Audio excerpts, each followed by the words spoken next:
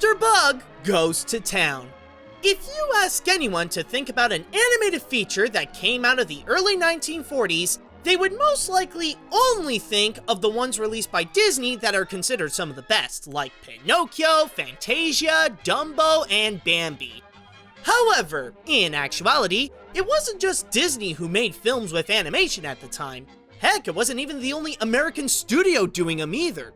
For a brief period, the Fleischer brothers, Max and Dave, managed to pull out a couple of movies themselves with the help of Paramount Pictures. With this one, it was made right after the success of their first feature film, Gulliver's Travels. But it could not have come out at a worse time. During production, the relationship between the bros seemed more reminiscent to Popeye and Bluto, the studio was going downhill fast with all the money they're losing, and they're about to enter World War II that would completely change the entire cartoon landscape. Ultimately, it led Mr. Bug to become a flop, and left its legacy in the shadows of Disney's movies of its time. But now that we're giving Hoppity a second chance to be in the spotlight, can this film emerge to be as worthy to remember as Disney's stuff? Or is it worthy to bring out the fly swatter? Let's find out. The story. Unlike most movies of its time, the main focus of the story is not regarding a central character. Instead, this movie is all about the situation, which is regarding the bugs in a need to find a better and safer place to live, since the fence that guarded the lowlands was broken and now humans are trespassing and messing up the area. In a way, it is the environment that is the star of the feature more so than Hoppity, which is why the movie pays close attention to world building.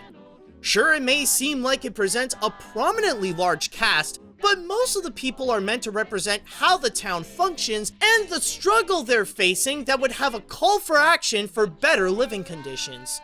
The situation would also be a little more complex when C. Bagley Beetle comes into the mix, who is so determined to marry Honey that he would rather take down the whole lowlands himself for it. What the movie succeeds the most in its writing is the way it makes the area feel like something worth caring about and what it means to many characters. Not just to the bugs, but even in the humans' perspective to add a bit more background to, well, the background. Oh, Dick, the home you inherited from your grandfather. Yeah, along with its creaking old mortgages and tax liens. You know, Mary, I think it's going to be a kind of relief to be free from all that. However, one thing that is important to note about this is how it was released back at the end of 1941. The reason why I bring this up is because that would explain a lot regarding its execution. As it is one of the first American animated features, it would really play up the whimsical tone, even having some little musical moments, but not necessarily enough to have it count as a musical. Also, there are times when it can feel less like a movie and more like a cartoon when it would shift its focus onto the shenanigans of Swat and Smack, where the film would have a mix of jokes ranging from cute slapstick to stuff that are dated. Rice, boss. Jingo, hooka-baka-hula, rice. And by dated, I mean some are racist by today's standards. By changing the focus from who to where, the movie would deliver a cleverly interesting way of storytelling. The animation. What is interesting to note regarding the animation of Mr. Bug is that the Fleischer Studios stayed within their comfort zone for this film. Many of the techniques presented here have actually been done before in their previous film, Gulliver's Travels, which some of that were copied from Walt Disney's Snow White. In here, however, the animators managed to take what they know and refined it to successfully capture what they're aiming for. As it is a movie about the modern world and a bug's point of view, what it plays with the most is the perspective of both something that is giant and something that is tiny. Take an ordinary object and it would seem normal for humans, but it could be used differently for the insects. If it's a good thing, then it could be used as part of their standard of living, like a home or a piece of furniture. But if it's bad, it could be something that could cause serious damage to the town. So if a person enjoyed a cigar, he could just throw it away and it would become a serious threat to the lowlands.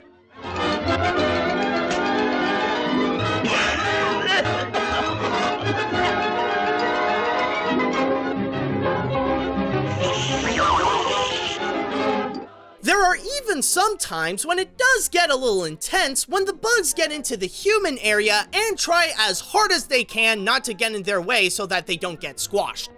What really makes those scenes work is regarding the layout and backgrounds, which presents a painterly-like landscape that puts emphasis onto the details, showing how these insects can get their way around a modern city, even with all the human ones around. As for the characters, they present a clear difference between the bugs and the people in terms of movement and design.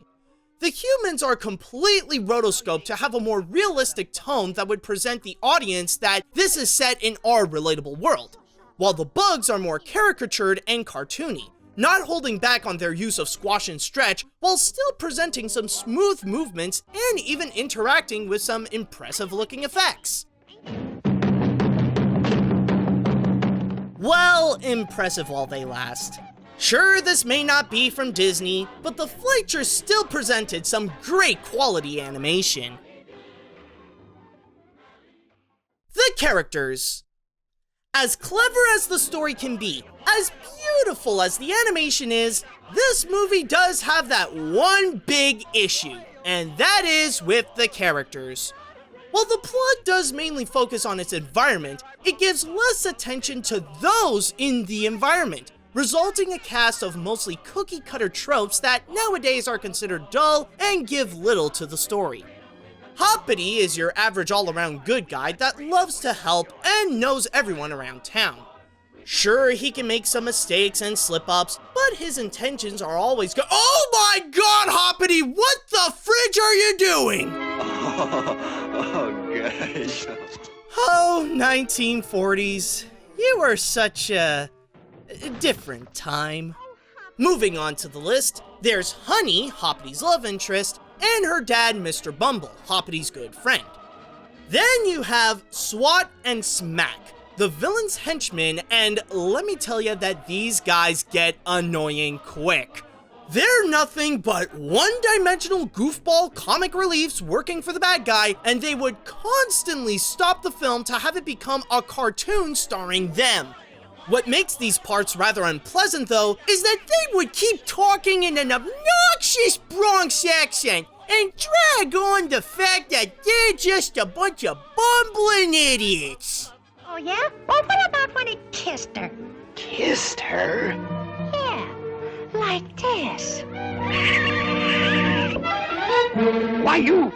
Okay, sure, some of them do suck. But I will say, though, that there are other characters that are actually good and interesting. Mr. Beetle, as I've said, would stop at nothing to get Honey's hand in marriage.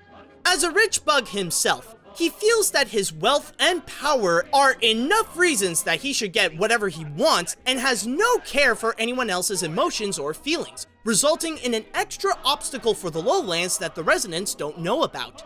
And then there's Dick and Mary, the human ones that own the property that the lowlands reside.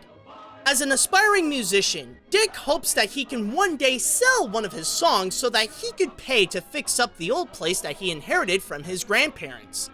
You do have a few good characters in the mix, but for the most part, they don't serve much to the movie.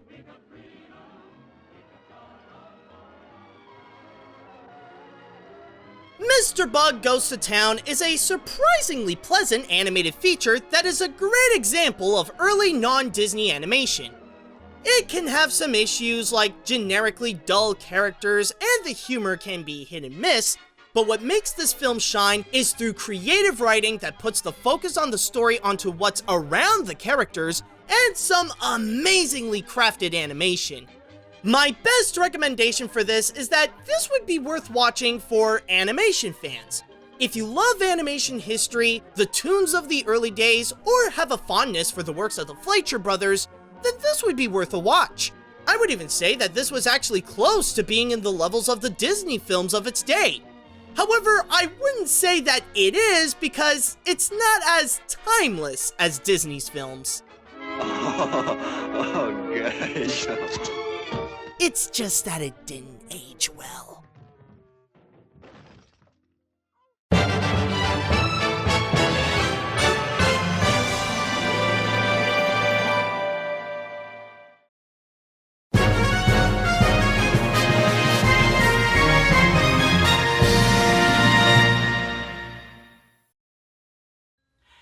guys, this is AniMat. Now, what's actually interesting regarding Mr. Bug Goes to Town is that you might also know it by a few other names as well.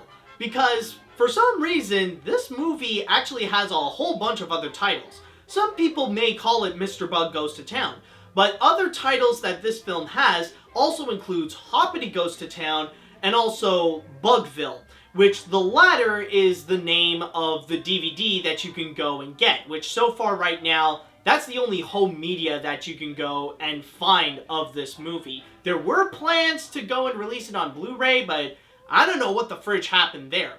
But yeah, and also I just want to mention, I don't know where the fridge they got the name of Bugville, because technically the name in the area where the bugs actually live in the movie is called the Lowlands, so Bugville sounds like something they really pulled out of their butt and just decided, hey, this is how we're going to sell the movie. I don't know if Mr. Bug Goes to Town doesn't sound like that much of an appealing title, but I don't know. I can't really argue there.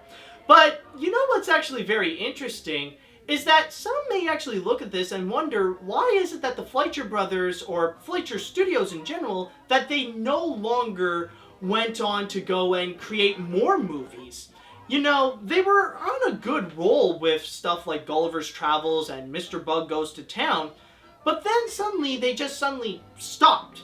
Now, some of course could say that, well, the studio shut down at the time and it really wasn't going well afterwards, but honestly the real reason as to why they didn't continue with it was mainly because of World War II. Like I said in the review, World War II seriously changed the landscape of animation.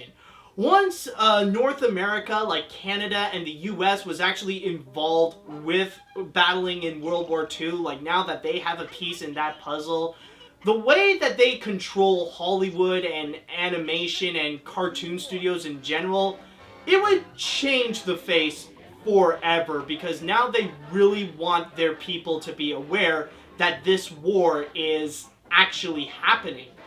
And from there, they noticed that whenever they would actually release a movie, then the box office numbers would completely sink. Now, what's interesting to note is that at the time, like in the early 1940s and late 1930s, is that there were plenty of other studios that were legitimately considering to go and create their own feature films after the massive success of Snow White. Like, there was Universal that was considering it, and there was Warner Brothers that was even considering it. But then, Disney would go and release movies like Pinocchio and Fantasia. And those movies ended up becoming a major box office bomb. So what ended up happening is that everybody decided to back away from it, because now it doesn't seem like making animated features seems like a profitable option. Like, they can no longer do that. So, at least that is my opinion onto how is it the Fleischer Brothers can no longer make movies at the time. It's mostly because of World War II, more so than what happened within the studio. In fact, probably the whole landscape and how it changed to be more accommodated to World War II would also play onto a reason as to why the Fleischer Brothers didn't really go so well when the 40s actually kick in. And also, there is one more thing I would like to mention about Mr. Bug Goes to Town that really is quite a fascinating fact, and that is regarding the character Mr. Beetle. Believe it or not, he was actually voiced by one of the writers of the movie, Ted Pierce. Now, for those of you who may know animation history, Ted Pierce is actually a familiar name. Because the thing is, with Ted Pierce, he would actually later move on to go and become one of the most prolific and prominent writers in the history of the Looney Tunes. Like, that guy is actually right up there with people such as Warren Foster and Mike Maltese. And on top of that, Chuck Jones would even credit Ted Pierce to be the inspiration for Pepe Le Pew. So I figured why not mention that fact, and honestly, after watching Mr. Bug Goes to Town, it's honestly very surprising that Ted Pierce didn't continue to do some voice acting, because honestly, the work that he did with Mr. Bug is actually really impressive. Like, he would have actually gone to have a pretty prominent career in voice acting, and probably do a few good sessions with Mel Blanc and June Foray and all those people.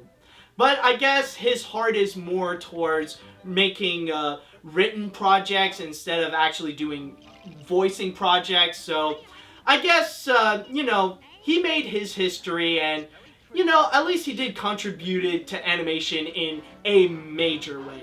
So, with all that said and done, now that I am officially complete with Mr. Bug Goes to Town, it is now time that we go and move on to a Patreon request.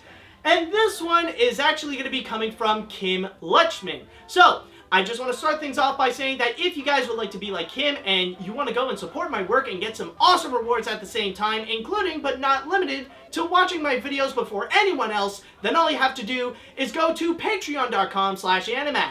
But at the same time, if you guys would like to suggest an animated film you would like me to review and I would put onto the animation hat, then all you have to do is write me an email at animatsreviews@gmail.com. So, the big question is now, what is it that Kim suggested me to go and review? Well, for that one, it's really going to answer a big question that I would frequently get to people, and that is regarding the types of animated films that I would actually review. Now, a lot of people would go and ask me, do I do hybrid movies? Like, would I go and actually review films that would blend live action with hand-drawn animation? And on that aspect, I will say yes. And not only that, but to prove so, I am going to review probably the greatest example of that kind of movie.